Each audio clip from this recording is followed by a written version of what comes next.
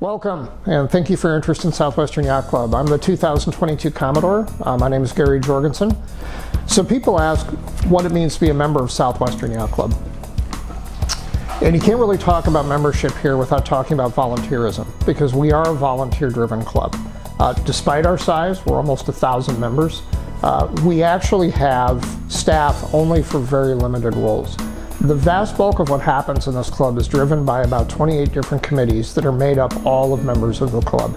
And that's everything from social events, band planning, for example, decorating, all the way to financial control of the club and long-range capital expense planning. When you join Southwestern, the expectation is that you're going to be a volunteer in some events and some committees at this club. It's really the heart of the club.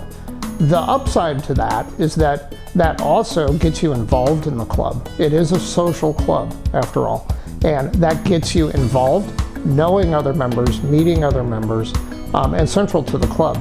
You'll find on the board of directors, all of us have followed this path. We joined the club, we might not have known many people, but we got pulled into committees, we volunteered, basically.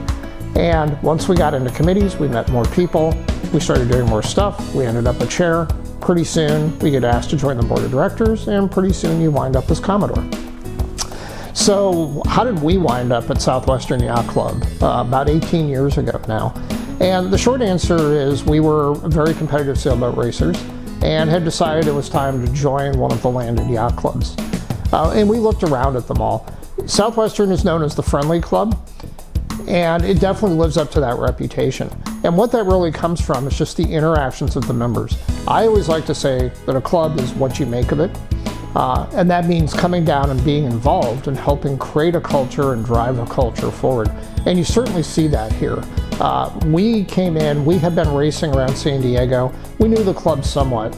We had some friends here. They started asking why we didn't just join Southwestern.